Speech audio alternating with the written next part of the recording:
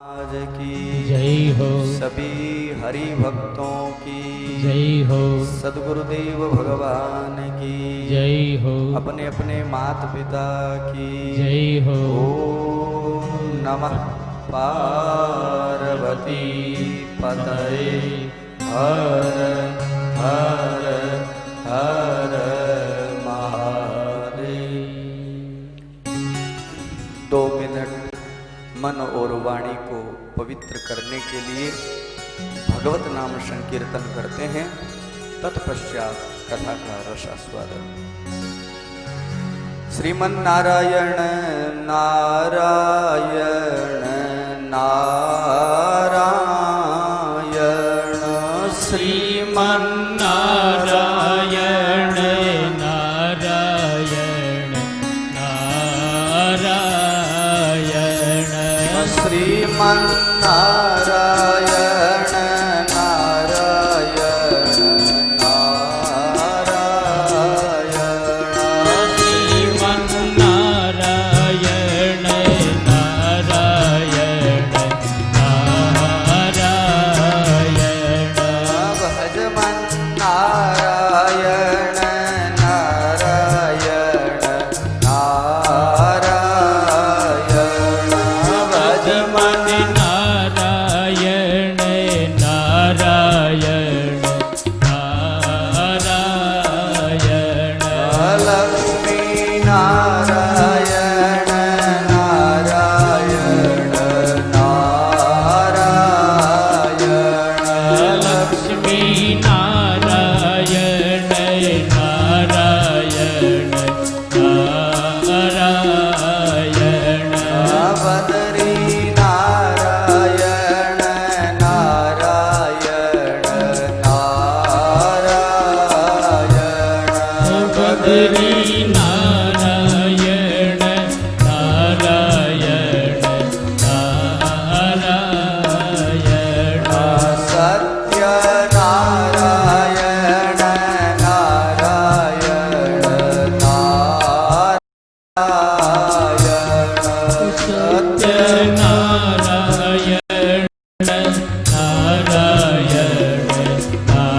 नारायण गोविंद नारायण नारायण गोविंद नारायण नारायण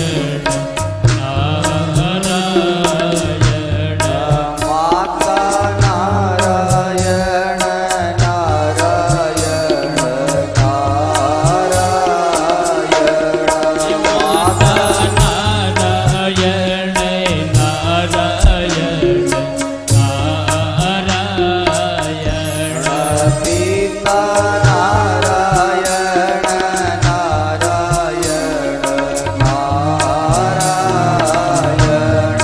पिता नारायण नारायण नारायण गुरुजी नारायण नारायण नारायण गुरुजी नारायण नारायण नारायण तन में नारायण नारायण नारायण तन में नारायण नारायण नारायण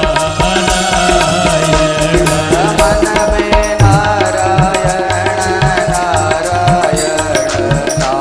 नारायण मन में नारायण नारायण नारायण सब में नारायण नारायण नारायण सब में नारायण नारायण श्रीमन नारायण नारायण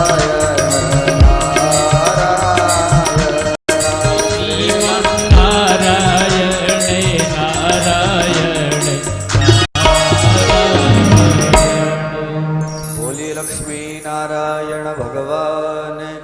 जय हो।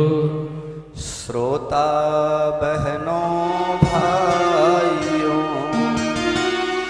विविध रूप बहुना परमेश्वर के भाव से सबको करूं प्रणाम। वाणी दूजा ग्रहण को आए श्री भगवान, जय जय राजा राम कहो, जय जय सीताराम। आइए हनुमंत विराजिए, कथा कहूँ मति अनुसार, प्रेम सहित गादी धरूं विराजिए पवन कुमार। बोलिए हनुमतलाल जी महाराज की जय हो। समुपस्थित भक्त वृंद एवं भक्तिमती माताओं सगळाने जय जगन्नाथ। अनंत कोटि ब्रह्मांड नायक, जगत नियंता जगदाधार, अकारण करुणा वरुणालय, सर्वांतर्यामी परब्रह्म परमात्मा परम परमेश्वर लीलावतार भगवान श्री कृष्ण एवं भगवान जगन्नाथ की असीम अनुकंपा से भगवान की दिव्य भोग वर्धन पीठ, इस दिव्य पुरी नामक जो भगवत स्थल है, इस श्रीमद् भागवत महापुराण का ये जो दिव्य साप्ताहिक अनुष्ठान पितृपक्ष के पावन उपलक्ष्य में परमार्थ सेवा साधक समिति बीकानेर के द्वारा जो आयोजित, हम सब लोग इस सभा में, इस दिव्य सत्संग में आज प्रथम सोपान की कथा सुनने के लिए इस पांडाल में एकत्रित हुए। सज्जनों, माता बहनों, भाइयों, शास्त्र कहता है दुर्लभो मानुष्य प्राप्य, बड़े भाग मानुष तन पावा, सुर नर मुनिजन सब ग्रंथन गावा। हमारे सनातन धर्म में 84 लाख योनियों का वर्णन मिलता है, जिनमें 83,99,999 योनि भोगने के पश्चात मनुष्य को ये दिव्य जो मानव देह है इसकी प्राप्ति होती है। बड़े भाग मानुष तन पावा। कथा हिंदी में रखा या मारवाड़ी में सुनस्यो?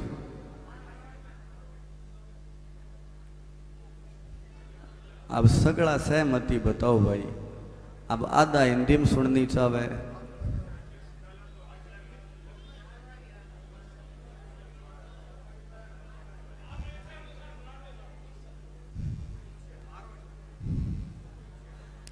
चलो जी यहाँ प्रभु कुआ से भी हैं, ठीक है, जी ठाकुर जी बुलाए भी हैं, ठीक है।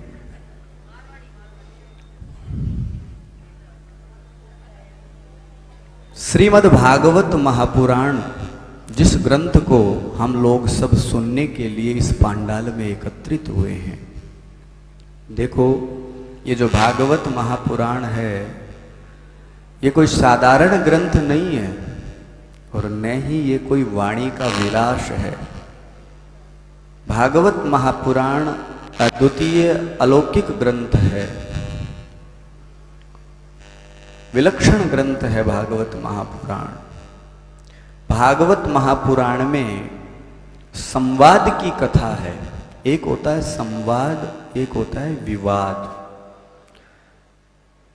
वाद के आगे यदि सम उपसर्ग लग जाता है तो वो संवाद बन जाता है, और वाद के आगे यदि वी उपसर्ग लग जाता है तो विवाद बन जाता है। भागवत महापुराण संवाद की कथा है। इस कथा में प्रारंभ से ही संवाद प्रारंभ होता है। सबसे पहले सूत जी और शौनक जी का संवाद प्रारंभ होता है। उसके पश्चात अंदर कथा के अंदर जैसे जैसे प्रवेश करते हैं तो नारद जी और शौनकादियों का संवाद आता है, विदुर जी उद्धव जी का संवाद आता है, मैत्रेय जी उद्धव जी का संवाद आता है, परीक्षित जी सुखदेव जी का संवाद आता है। यानी भागवत महापुराण संवाद की कथा है। सम्यक प्रकारेण वाद निष्कर्षम समझातः, जहां पर अच्छी प्रकार से वाद का निष्कर्ष निकल जावे उसको संवाद कहते हैं। भागवत महापुराण साधारण पुराण नहीं है, यह 18 पुराणों में सर्वश्रेष्ठ पुराण बताया गया। 18 पुराणों में सर्वोत्तम पुराण श्रीमद् भागवत महापुराण को कहा गया। क्यों? भागवत महापुराण में देखो कितने शब्द आते हैं। भागवत, भा का अर्थ है, लीड बदल दो या तो।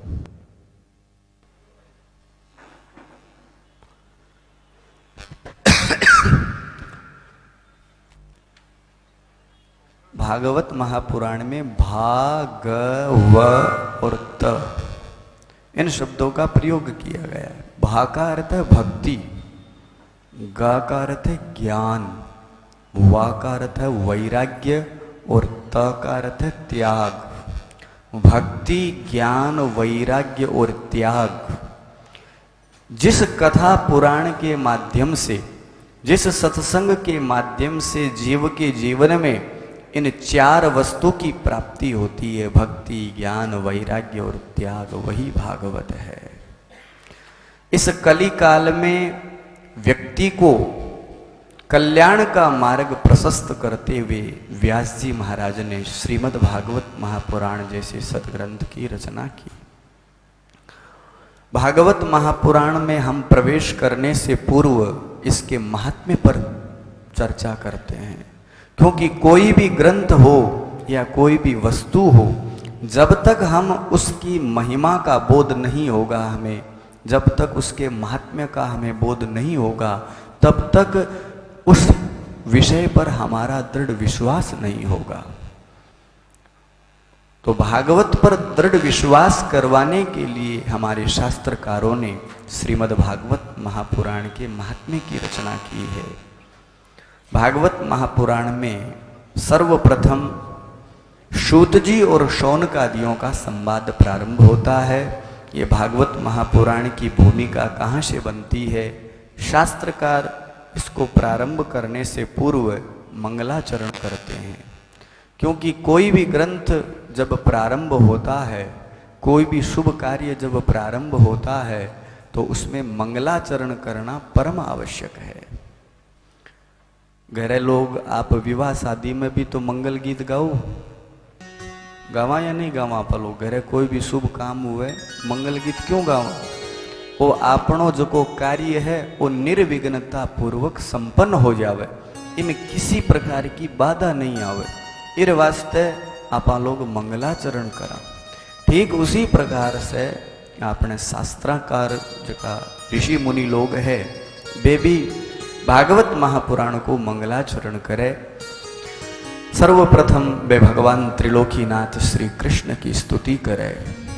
सच्चिदानंद रूपाय विश्वोत्पत्त्यादि हेतवे तापत्रय विनाशाय श्री कृष्णाय वयं नुमः।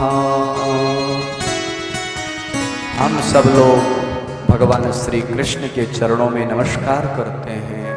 जो भगवान श्री कृष्ण सत्यचित आनंद स्वरूप है, जो परब्रह्म परमात्मा अपनी इच्छा शक्ति के द्वारा इस संसार का निर्माण करता है, जो परब्रह्म परमात्मा अपनी इच्छा शक्ति के द्वारा इसका पालन पोषण करता है, और वही परब्रह्म परमात्मा पुनः इस संसार को समेट लेता है।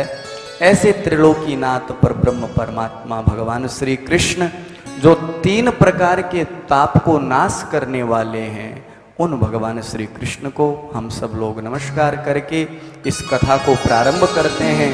कि ये हमारा कथा निर्विघ्नता पूर्वक संपन्न हो, इसमें किसी भी प्रकार की बाधा न आवे। श्री कृष्णाय वयं नमः। शास्त्रकार वर्णन करते हैं कि जो परमात्मा है उसके 3 रूप बताए। सच्चिदानंद रूपाय, 3 विशेषण है उसकी। किसी ने कहा कि आप जिस परमात्मा को नमस्कार करने जा रहे हो वो परमात्मा कैसा है?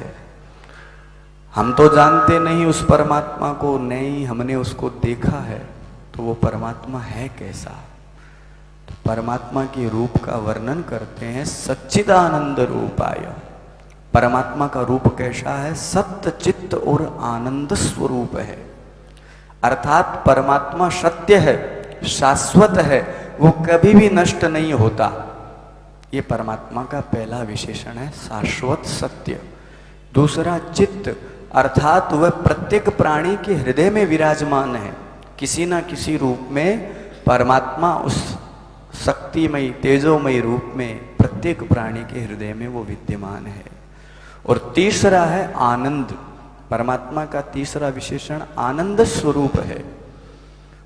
परमात्मा आनंद, इतने विलक्षण आनंद है कि परमात्मा के जिस जीव के जीवन में परमात्मा का प्रादुर्भाव हो गया, उस जीव के जीवन में आनंद ही आनंद है। हम लोग संसारिक लोग हैं, वो सुख की कामना करते हैं। सुख का सदैव अपोजिट होता है, विलोम शब्द होता है। सुख का अपोजिट होता है दुख। लेकिन आनंद का अपोजिट आपने सुना है कभी? आनंद का विलोम शब्द आपने सुना है? होता ही नहीं आनंद का विलोम शब्द। आनंद में विपरीतता नहीं है। आनंद का अर्थ है चीर, जो निरंतर गतिस्थ रहे, जो निरंतर चलायमान रहे। दुख आएगा, लेकिन आनंद जिस जीव के जीवन में आ गया, उसके जीवन में आनंद ही आनंद है। तो परमात्मा आनंद स्वरूप है, इसलिए हमें उस परमात्मा की शरण में जाना चाहिए। तो किसी ने कहा महाराज आपने रूप तो बता दिया परमात्मा का कि सच्चिदानंद रूप आए, लेकिन वो परमात्मा करता क्या है? हमने तो देखा नहीं उसे करते हुए। तो शास्त्रकार कह रहे हैं विश्वोत्पत्त्यादि हेतवे, वह परमात्मा विश्व की उत्पत्ति, पालन और संहार का कारक है। वह अपनी इच्छा शक्ति के द्वारा इस चराचर जगत को बनाता है और अपनी इच्छा शक्ति के द्वारा जब तक उसकी इच्छा होती है तब तक इसका पालन पोषण करता है, और पुनः जब इसकी इच्छा होती है तो इस संसार को समेट लेता है। विश्व की उत्पत्ति, स्थिति और संहार का वो कारक है। तो पुनः प्रश्न हुआ, बोले महाराज ये तो विश्व की उत्पत्ति करता है, हमारे लिए क्या करता है वो? संसार में हम लोग तो बड़े स्वार्थी लोग होते हैं ना, तो हम लोगों के लिए उसकी क्या देन है? तो शास्त्रकार कहते हैं तापत्रय विनाशाय, जो 3 प्रकार के तापों का नाश करते हैं, ऐसे भगवान श्री कृष्ण को हम सब लोग नमस्कार करते हैं। देखो माता बहनों भाइयों, ये जो 3 प्रकार के ताप है, इस संसार में कोई बिड़ला ही ऐसा होगा, कोई भगवत कृपा जिसके ऊपर हो जावे, वो तो इन 3 तापों से बच जाए तो बात अलग है। लेकिन वस्तुतः लगभग इन 3 तापों से ग्रसित तो रहते ही है व्यक्ति। कौन कौन से ताप है? देहिक ताप, देविक ताप और भौतिक ताप। ये 3 प्रकार के ताप होते हैं। देहिक ताप किसे कहते हैं? शरीर के द्वारा जो हमें कष्ट की प्राप्ति होती है, जैसे बीमारी आ गई, बुखार आ गया, तमाम प्रकार के प्रपंच, कोई फोड़ा हो गया, सर दर्द कर रहा है, पेट दर्द कर रहा है, इसका नाम है देहिक ताप। देह नाम है शरीर का, और देह के द्वारा जो कष्ट प्राप्त होता है, जो दुख प्राप्त होता है, वो देहिक ताप है। तो लगभग संसार में शरीर का ताप तो सब लोग उठाते ही उठाते हैं। ये थोड़ी जरूरी है कि ये बाबा जी है तो इनका सर दर्द नहीं करेगा, ये बीमारी इनको नहीं लगेगी। महाराज कर्म दंड तो भोगना पड़ता है, चाहे वो कोई भी हो। स्वामी राम सुखदास जी महाराज का नाम सुना है आप लोगों ने, तो उनके गले में कर्क रोग था, कैंसर जिसको कहते हैं। 2000 या 2002 में चातुर्मास उनका रतनगढ़ में था, तो किसी सज्जन ने एक प्रश्न किया, मेरी अवस्था छोटी थी, मैंने सुना। एक सज्जन ने प्रश्न किया, बोले महाराज आप भगवान की इतनी पूजा पाठ करते हो, आप निरंतर भगवान का इतना ध्यान करते हो, इतनी सत्संग कथा करते हो, तो आपके जीवन में भी ये कष्ट, आपके जीवन में भी ये रोग ऐसे कैसे हो सकता है? उन्होंने बहुत सुंदर उत्तर दिया, बोया पेड़ बबूर का तो मीठे आम कहाँ से लाऊं। शरीर का जो दंड है वो शरीर को भोगना पड़ेगा। परमात्मा का नाम लेने से, ईश्वर का स्मरण करने से उसके प्रभाव में कमी आ सकती है, लेकिन उसको समाप्त नहीं किया जा सकता। हाँ, भोगना पड़ेगा। ये कह सकते हो बड़े को सूक्ष्म रूप कहा जा सकता है, या फिर उसको भोगते समय आपको महसूस नहीं होगा, ऐसा जरूर संभव हो सकता है, लेकिन भोगना अवश्य पड़ेगा।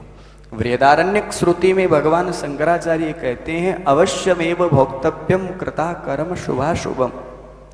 व्यक्ति के किए हुए कर्म चाहे अच्छे हो या बुरे हो, उसको भोगने पड़ते हैं। तो ये जो 3 प्रकार के ताप है, दैहिक ताप अर्थात शरीर के द्वारा जो व्यक्ति को कष्ट प्राप्त होता है, उसका नाम है दैहिक ताप। अब दूसरा ताप है दैविक ताप। दैविक अर्थात देवता के द्वारा, प्रकृति के द्वारा, विधि के विधान के द्वारा जो आपको कष्ट मिलता है, हम लोगों को कष्ट मिलता है, उसका नाम है दैविक ताप। जैसे बढ़िया फसल खेत में तैयार की, काटने का जैसे ही तैयारी की, अचानक ओलावृष्टि हो गई, पूरी फसल चौपट। ये भूकंप आ जाना, आपातकालीन जो ये भूकंप, हवाएं, आंधियां जो आती है, व्यक्ति को नुकसान पहुंचाती है, इसका नाम है दैविक ताप। और तीसरा ताप है भौतिक ताप। इस भौतिक ताप से तो शायद ही आजकल कोई बचा हुआ होगा, लगभग सब लोग ग्रसित है। भौतिक ताप का मतलब ये जो वर्तमान में जितने भी भौतिक संसाधन है, इनसे सब लोग ग्रसित है। गाड़ी बैठने के लिए तो अच्छी है, लेकिन कई बार वो गाड़ी एक्सीडेंट करवा देती है, तो पूरा जीवन समाप्त हो जाता है। भौतिक संसाधनों के द्वारा जो हमें ताप कष्ट प्राप्त होता है, उसी का नाम है भौतिक ताप। और सबसे बड़ो भौतिक ताप तो आजकल है, वो मोबाइल है। वो सगड़ा के करने, छोटा लेर बड़े के करने, वो ताप भौतिक ताप ही तो है, भौतिक संसाधन है। आज एम जी वालों 399 वालों रिचार्ज खत्म हो गयो, आज नेट कोन चाल रहो, अठ नेटवर्क कोनी, अठ इया कोनी, सौ बड़ो ताप है। सबसे ज्यादा कष्ट आपको भौतिक संसाधनों में यदि देखना है, तो हर घर में प्रत्येक व्यक्ति के पास ये मिल जाएगा। इससे बड़ा तो और ताप क्या उदाहरण हो सकता है आपके जीवन में। तो ये है भौतिक ताप। इन 3 प्रकार के तापों से जो हमारी रक्षा करे, वो है भगवान श्री कृष्ण। तो हम सब लोग उन भगवान श्री कृष्ण से नमस्कार करके इस ग्रंथ को प्रारंभ करते हैं कि वो हमारा ग्रंथ निर्विघ्नता पूर्वक संपन्न करें। अब देखो, भागवत की कथा प्रारंभ कहाँ से होती है? नैमिषेषु तमासीना मविवाद्य महामतिम कथामृत रसस्वाद कुशलः शौनको ब्रवीत्। एक बार की बात है, नैमिषारण्य नामक एक क्षेत्र है, ये उत्तर प्रदेश में पड़ता है। सीतापुर जिला लखनऊ के पास में, वहां पर एक क्षेत्र है जिसका नाम है नैमिषारण्य। ये नैमिषारण्य नामक तीर्थ है। सावन का आदि 88,000 ऋषि लोग आपस में इकट्ठे होकर के वार्तालाप कर रहे थे, मंथन कर रहे थे। ये बात कब की है? जब द्वापर युग अंतिम क्षोर, अर्थात भगवान द्वारिकानाथ जब इस धरती को छोड़ करके चले गए और कलयुग का समागम सामने है, उस समय में ये शौनकादि 88,000 ऋषि नैमिषारण्य क्षेत्र में बैठ करके आपस में चर्चा कर रहे हैं। ओहो, भयानक कलिकाल का प्रवेश होने वाला है और कलयुग में व्यक्ति के पास समय पर्याप्त नहीं है। कलयुग में व्यक्ति अपना कल्याण करेगा तो कैसे करेगा, क्योंकि इतना न तो उसके पास समय है कि वो तपस्या कर ले, न उसके पास इतना समय है कि वो साधना योग जप तप व्रत कर ले। तो इस कलिकाल में व्यक्ति का कल्याण कैसे होगा, इस बात को लेकर के आपस में ऋषि मुनि लोग चिंतित भी थे और वार्तालाप भी कर रहे थे, मंथन कर रहे थे। तो अचानक उसी सभा में व्यास जी महाराज के जो पुराण उपदेशक शिष्य है श्री सूत जी महाराज उस सभा में आते हैं।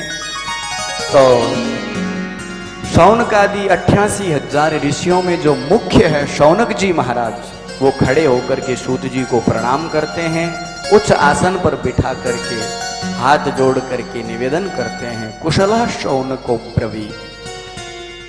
जो शौनक जी महाराज है वो भागवत कथा सुनने में, भगवान की सत्संग सुनने में बड़े ही निपुण है, निरंतर उनकी कथा सुनने में ही उत्सुकता रहती है। तो सूत जी महाराज के सामने कुशला शौनको ब्रवीत, कथा अमृत रसस्वाद, जो अमृत रूपी कथा सुनने में बड़े ही कुशल है, वो शौनक जी महाराज खड़े होकर के प्रणाम किया और निवेदन करके कहा, अज्ञान ध्वांत विध्वंस कोटि सूर्य समप्रभा सूताख्यायी कथासारम मम कर्ण रसायनम।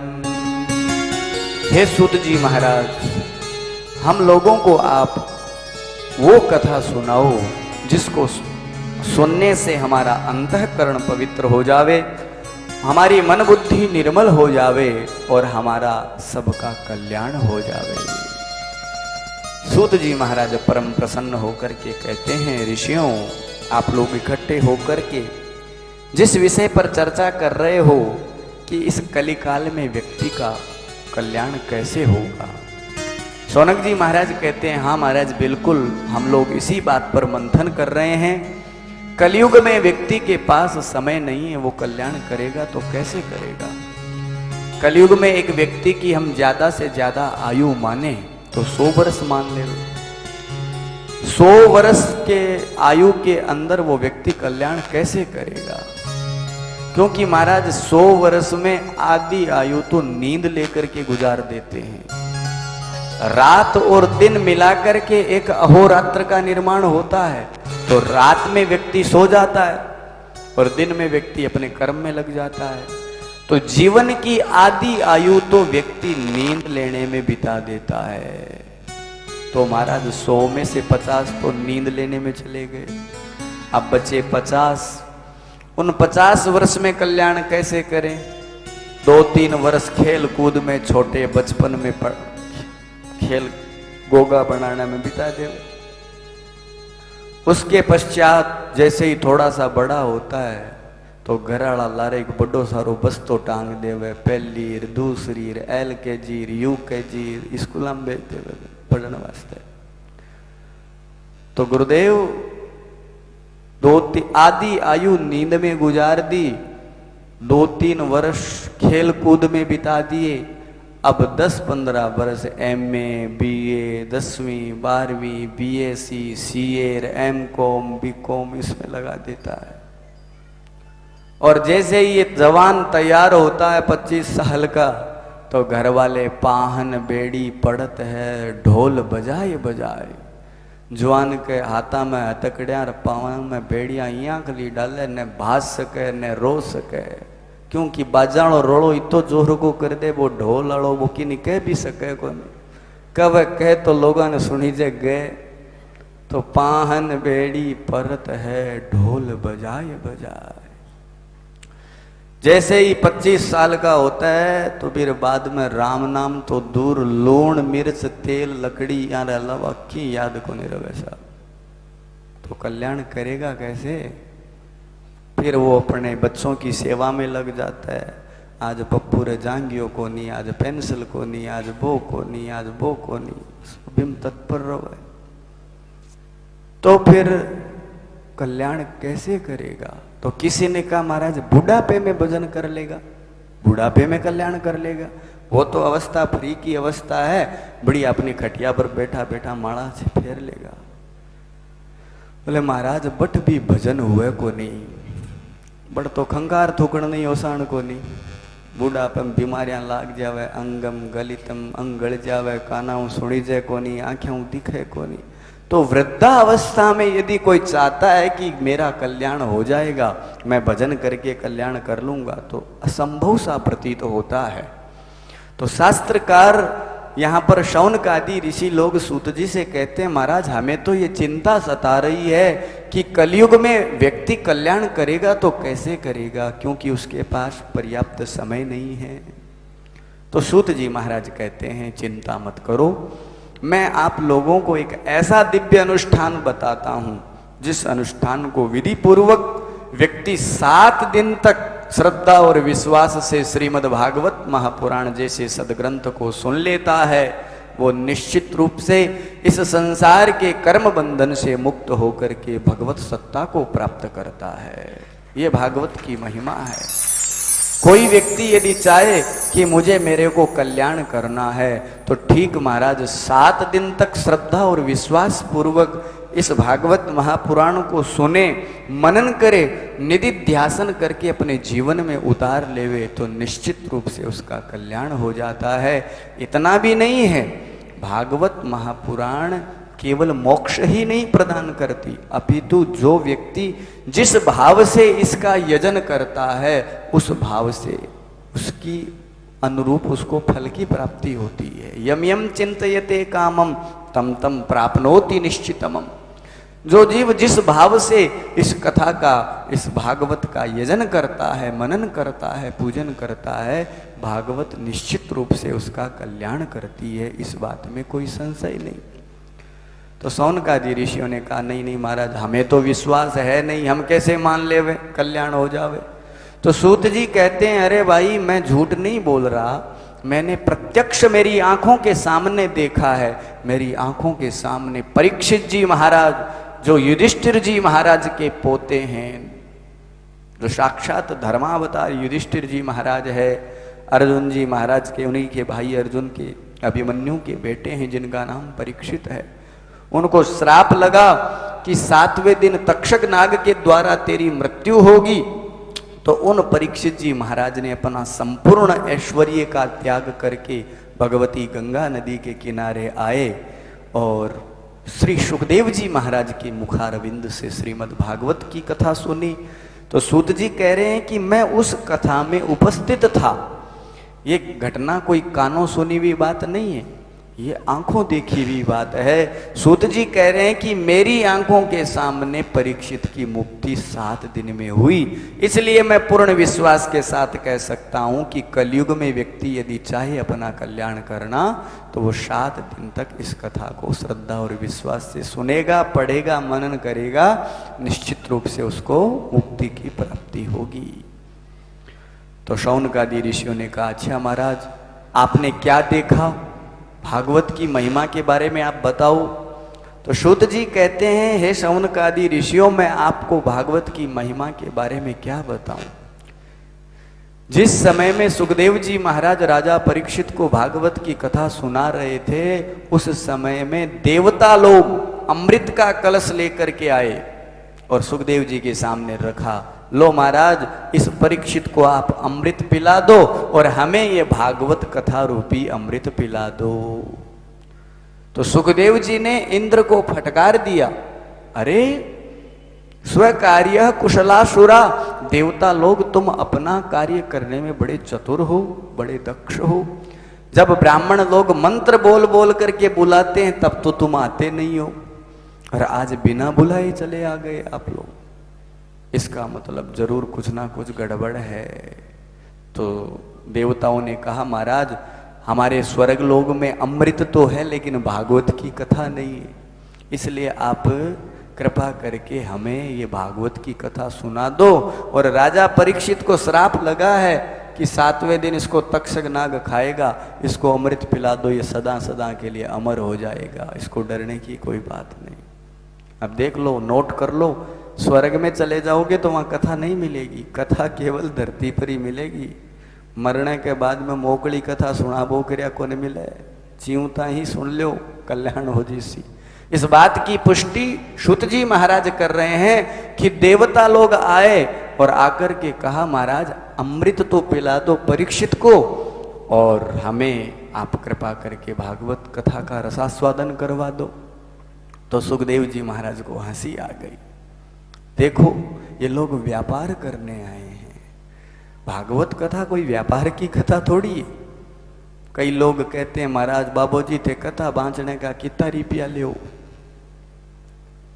इरो मतलब कथा थाने सुननी को नहीं, कथा ने थाने लेनी देनी, या तो व्यापार हो गयो, तो आदान प्रदान। सुखदेव जी महाराज के पास भी आए थे देवता लोग अमृत कलश लेकर के, वो व्यापार करने ही तो आए थे। अदला बदली, लो महाराज आप परीक्षित को अमृत पिला दो और हमें भागवत सुना दो। सुखदेव जी ने देवताओं को फटकार दिया, भाग जाओ यहां से। भागवत कथा कोई ऐसे लोगों को सुनने को प्राप्त नहीं होती है, ये तो अनंत जन्मों का जब जीव का भाग्योदय होता है तब ये भागवत कथा जीव को सुनने को प्राप्त होती है।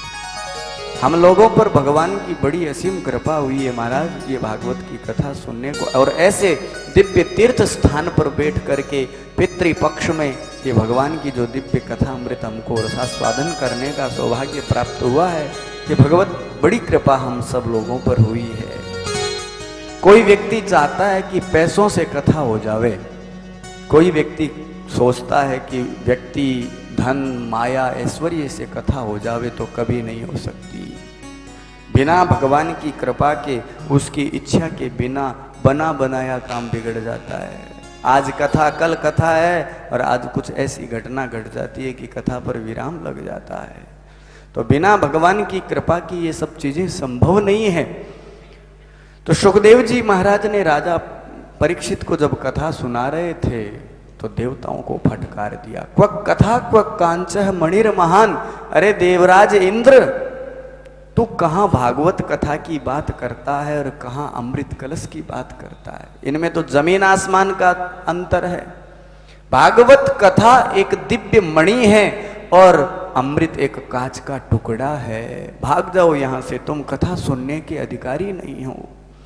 क्योंकि भागवत सुनने का पहले अधिकारी बनना पड़ता है। यदि पात्र फुटेड़ो हुए ऊपर मोकड़ो सामान डालता रहो, बिमकी काम को नहीं रहे, तो भागवत सुनने का पहले हमें पात्र बनना पड़ेगा। जब व्यक्ति पात्र बन जाता है तो उसको धीरे धीरे सब कुछ प्राप्त हो जाता है। तो सुखदेव जी महाराज ने देवताओं को बहिष्कृत कर दिया, बोले तुम कथा सुनने के अधिकारी नहीं हो, चले जाओ अमृत कलश लेकर के। सूत जी कहते हैं, हे ऋषियों, देवता लोग इकट्ठे होकर के गए ब्रह्मा जी के पास और जाकर के ब्रह्मा जी से कहा, महाराज हमारे साथ तो बहुत बड़ा अन्याय हुआ। हम पृथ्वी लोक में गए, राजा परीक्षित को अमृत का कलश लेकर के गए, हमने कहा चलो इसको 7 दिन में तक्षक नाग के द्वारा मृत्यु होने वाली है, तो क्यों ना इसको अमृत पिला दिया जाए, ये अमर हो जाएगा, बड़ा हो जाएगा। हमने तो इसकी भलाई के लिए गए, लेकिन सुखदेव जी ने तो हमको डांट करके भगा दिया। तो ब्रह्मा जी से देवताओं ने कहा, महाराज आप इस बात का निष्कर्ष निकालो, इस भागवत में ऐसी क्या विशिष्टता है जिसके कारण भागवत को इतना उत्तम स्थान दिया गया, अमृत को भी ठुकरा दिया गया, आप हमारी बात का निर्णय करो। तो ब्रह्मा जी महाराज ने देखा, बोले रुको पहले 7 दिन देखते हैं। 7 दिन देखा, परीक्षित की मुक्ति हो गई। तो ब्रह्मा जी ने कहा, भाई इसमें तो कुछ ना कुछ कमाल की चीज है। तो ब्रह्मलोक में तराजू मंगवाया, सत्यलोके तुलाम बद्ध्वा तोलयेत साधनान्यदा। महाराज ब्रह्मलोक में एक तराजू बांधा गया, जिसमें एक तरफ समस्त वेद शास्त्र पुराण स्मृति उपनिषदों को रखा गया और एक पलड़े में श्रीमद् भागवत महापुराण को रखा गया। जैसे ही उस तराजू को ऊपर उठाया गया, आज ब्रह्मा जी महाराज भी विस्मित हो गए। धाता अपि विस्मितः लघूनन्यानि जातानि गौरवेण इदं महत्। महाराज वो सारे के सारे ग्रंथ का पलड़ा ऊपर उठ गया और भागवत महापुराण का पलड़ा नीचे रह। बोलिए श्रीमद् भागवत महापुराण की। तो शुद्ध जी महाराज सौनकादि ऋषियों से कहते हैं कि हे ऋषियों, भागवत की बड़ी अद्वितीय महिमा है। भागवत महापुराण विलक्षण पुराण है, जिसको सुनने से परीक्षित जी महाराज की 7 दिन में कल्याण हो गया, उनकी मुक्ति को उन्होंने प्राप्त किया। तो कलयुग में व्यक्ति यदि सच्ची निष्ठा और विश्वास के साथ इस श्रीमद् भागवत महापुराण का रसास्वादन करेगा तो निश्चित रूप से उसका कल्याण हो जाएगा। सौनकादि ऋषियों ने कहा, ठीक है महाराज, अब आप हमें कृपा करके बताओ इस भागवत महापुराण की महिमा क्या है। सबसे पहले इस भागवत की कथा किसने सुनी, कैसे सुनी, आप पूरी हमें बतावें। तो सूत जी कहते हैं कि हे ऋषियों, ये भागवत की कथा सर्वप्रथम देव ऋषि नारद जी ने सुनी।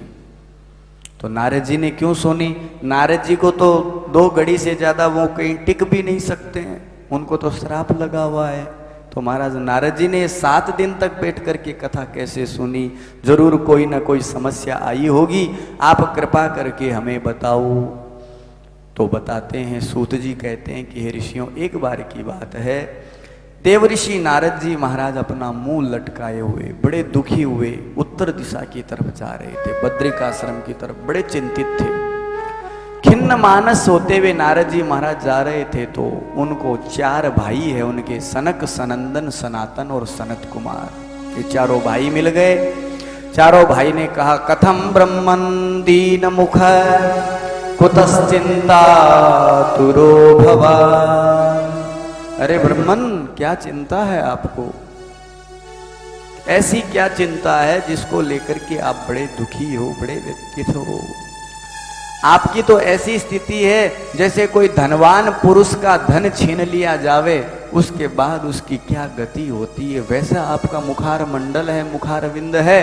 तो नारद जी, मेरी दृष्टि में तो कहीं आपके पास इतना धन है नहीं कि आप इतने दुखी हो गए हो, आपका धन चोरी हो गया हो। आखिर आपको ऐसी कौन सी चिंता है, ऐसा कौन सा दुख है, आप बताओ। तब नारद जी ने कहा कि मैं क्या बताऊं आपको। भगवान द्वारिकानाथ इस धरती को छोड़ के चले गए तो मैंने सोचा कलयुग का प्रवेश हो गया है, तो कलयुग में व्यक्ति, भाई ये जो धरती है बड़ी ही परम पवित्र धरती है, इसके ऊपर देवता लोग, साक्षात परमात्मा आकर के इस धरती पर अवतार लेते हैं और बड़े अनेक प्रकार की लीला करके अपने भक्तों का मनोरथ पूर्ण करते हैं। तो क्यों न मैं भी जाकर के इस धरती की महिमा को देखूं। नारद जी कहते हैं कि हे सनत कुमारों, मैंने इस पुण्यमयी धरती को जान करके, कल्याणमयी धरती को जान करके मैं कलयुग में धरती पर विचरण करने आया। सबसे पहले मैं तीर्थों में गया, हरिक्षेत्रम, कुरुक्षेत्रम, प्रयागम, श्रीरंगम, सेतुबंधम, रामेश्वरम, अलग अलग नाम बताए हैं भागवत के महात्म्य में कि नारद जी इन तीर्थों में गए। लेकिन महाराज वहां पर जाने से मेरे मन में शांति नहीं मिली। तीर्थों में इतना व्यभिचार हो गया है, इतना दुराचार हो गया है, तीर्थों की महिमा का पूर्णतया नाश होने की ओर है। नारद जी बड़े चिंतित हुए। तो नारद जी ने कहा, मैंने सोचा तीर्थों में जब शांति नहीं है तो मैं साधु सन्यासियों के पास जाऊं। तो मैं साधु सन्यासियों के पास गया, वहां पर भी मुझे शांति नहीं मिली, वहां पर भी आडंबर हो गया है, वहां पर भी कोई ज्ञान वैराग्य की चर्चा नहीं होती है, वहां पर भी पैसों की चर्चा होती है, ये करो ये करो ये करो। नारद जी ने कहा, मैं बड़ा दुखी हो गया। फिर मैंने सोचा चलो तीर्थों में आए, सन्यासियों के पास आए, शांति नहीं मिली, ब्राह्मणों के यहाँ चलते हैं। ब्राह्मणों के घर पे गए तो ब्राह्मण लोग तो कलयुग में महाराज दुराचार में रत हो गए हैं, खाना पीना सब भूल गए हैं, एक ब्राह्मण का क्या स्वधर्म है, उस धर्म का कोई पालन नहीं करता, केवल एक निशानी की मात्र जनेऊ डाल करके रखते हैं, बाकी कर्म पूजा पाठ से कोई लेना देना नहीं है। नारद जी ने कहा मेरा मन बड़ा दुखी हो गया सनत कुमारों। उसके बाद मैंने सोचा चलो क्यों न गृहस्थियों के पास चलते हैं, जो गृहस्थी अपने माता पिता सास ससुर की सेवा करते हैं, 10 मिनट उनके यहाँ बैठेंगे, सत्संग करेंगे और उनके यहाँ भोजन लेकर के अपने गंतव्य को प्राप्त करेंगे। ऐसा सोच करके मैं गृहस्थियों के पास गया, लेकिन महाराज कलयुग में गृहस्थियों का भी हाल बुरा है।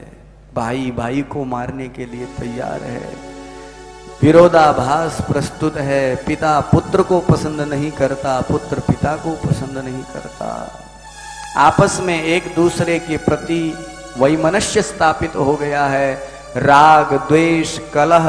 भागवत में तो वर्णन करते हैं, सूत जी महाराज एक श्लोक लिखते हैं कि कारिता कर्ण लोभेन कथा सारस ततो गतः। कलयुग में महाराज कथा तो केवल कर्ण लोभ में पूरा कथा का सार ही समाप्त हो गया है।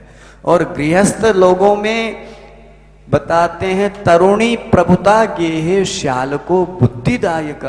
महाराज कलयुग में घर में राज जो है वो नई नवेली दुल्हन का हो गया है। बुजुर्ग जो है उनसे कोई नहीं पूछता है।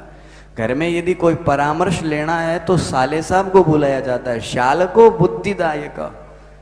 अब बात मैं कौन कह रही हूँ भाई थे चिड़ जाऊला, अब बात नारद जी महाराज कह रहे शौनकादि ऋषियां ने, तरुणी प्रभुता गेहे श्याल को बुद्धिदायक।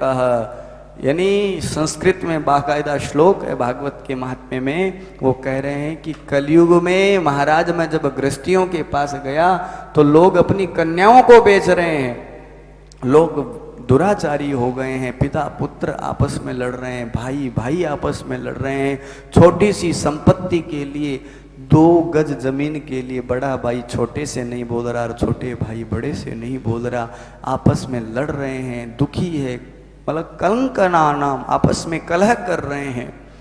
और महाराज घर में जो बुजुर्ग लोग हैं उनकी उपेक्षा हो रही है, उनकी न सेवा हो रही है न उनका सम्मान हो रहा है। तो नारद जी ने कहा मैं बड़ा दुखी हो गया। अब मैं भगवान का नाम लेते लेते वृंदावन पहुंच गया। नारद जी ने कहा मैं वृंदावन जैसे ही पहुंचा तो वृंदावन में मैंने क्या देखा, बोले यमुना नदी के किनारे बहुत सारी भीड़ लगी हुई है, बहुत लोग इकट्ठे। एक लड़की बैठी है जिसकी आयु 20-21 वर्ष की लड़की है और वो जोर जोर से रो रही है। उसकी गोद में 2 80-80 वर्ष के पुत्र लेटे हुए हैं, 80-80 वर्ष के 2 पुरुष लेटे हुए हैं।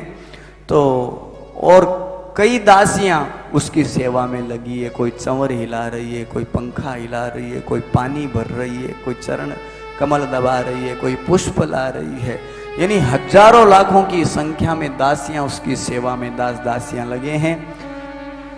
तो नारद जी ने कहा कि हे सनत कुमारों, एक बार तो मुझे अचंबा हुआ, ये क्या मामला है।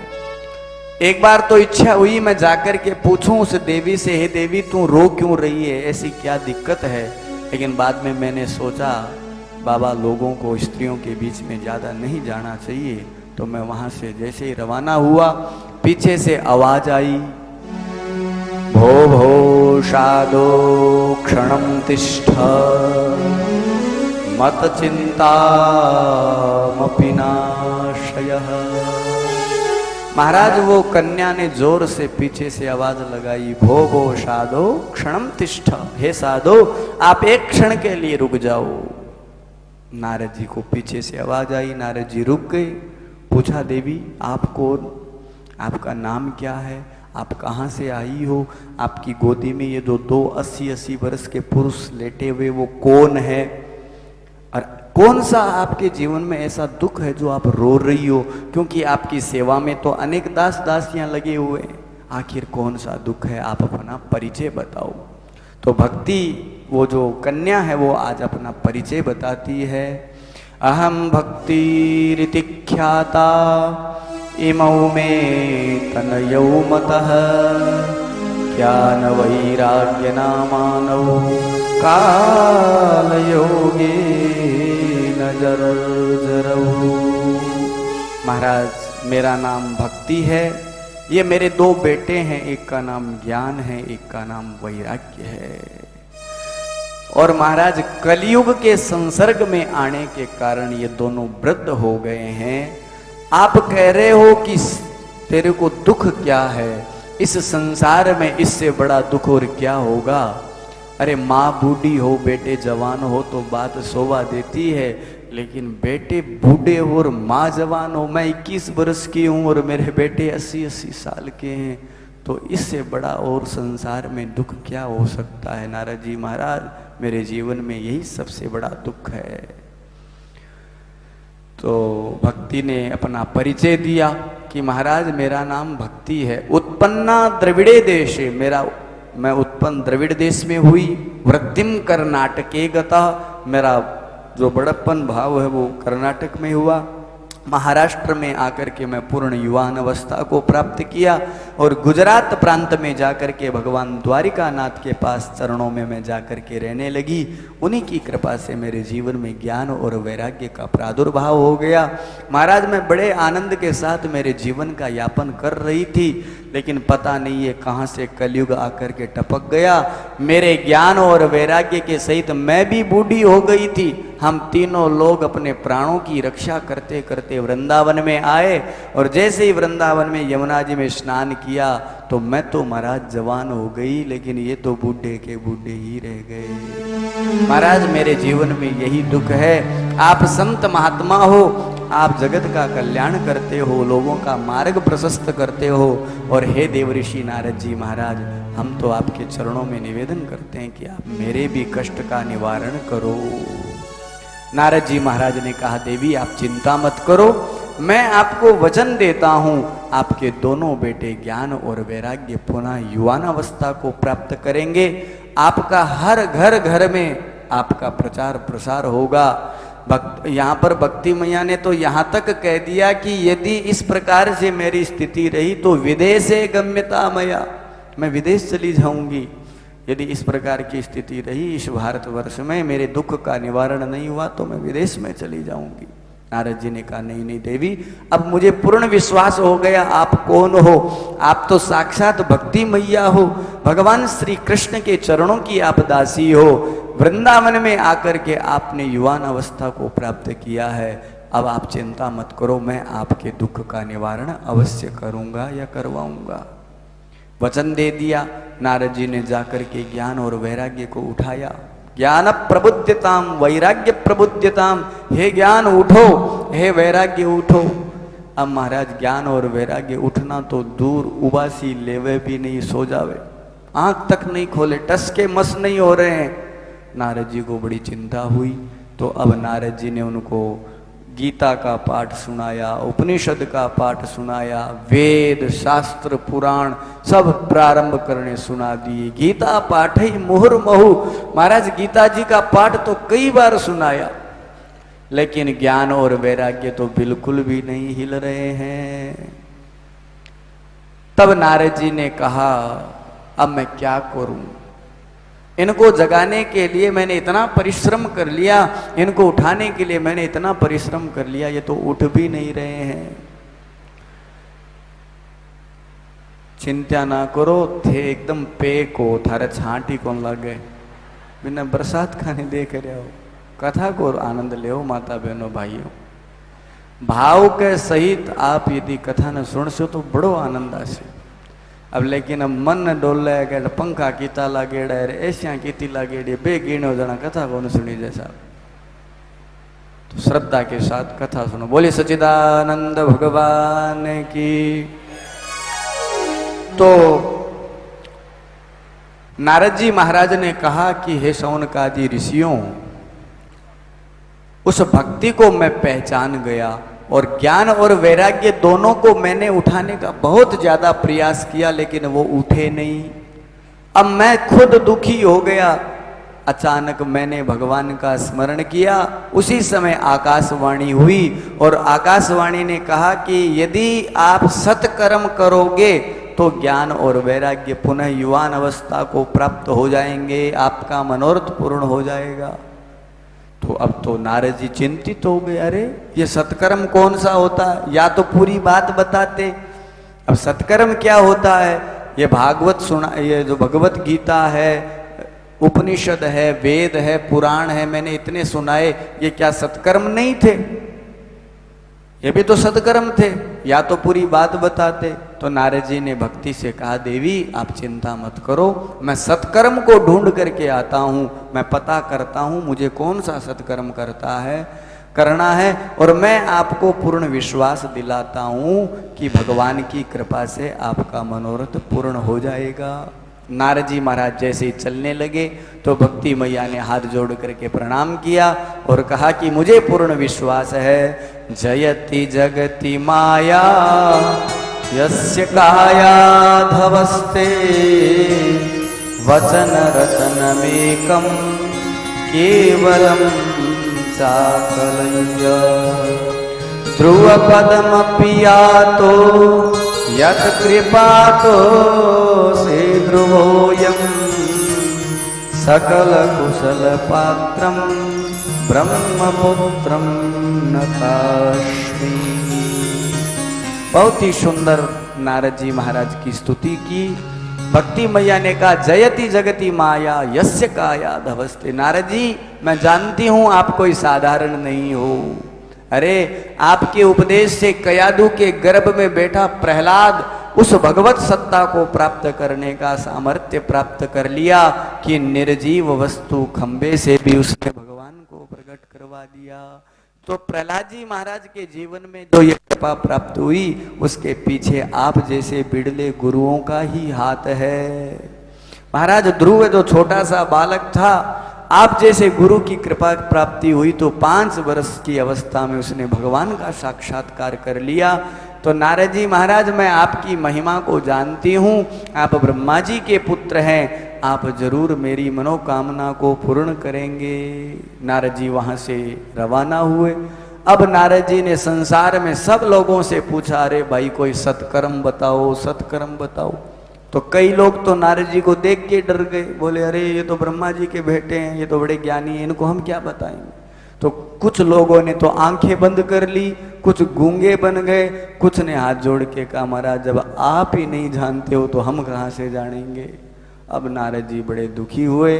नारद जी ने सनत कुमारों से कहा, बस मैं इसी दुख के कारण यही मेरे को चिंता सता रही है, क्योंकि मैंने भक्ति को वचन दे दिया है कि मैं तेरे दोनों बच्चों को युवान बनाऊंगा और तेरा घर घर में प्रसार कराऊंगा। मैंने द्वारिका नाथ की सौगंध तक खा ली है, यही मेरे को चिंता है। हे सनत कुमारों, आपको यदि कुछ पता है तो आप बताओ सत्कर्म क्या होता है। तो सनत कुमारों ने कहा, नारद जी बस इतनी सी बात को लेकर के आप इतने चिंतित है, चिंता करने की कोई आवश्यकता नहीं है।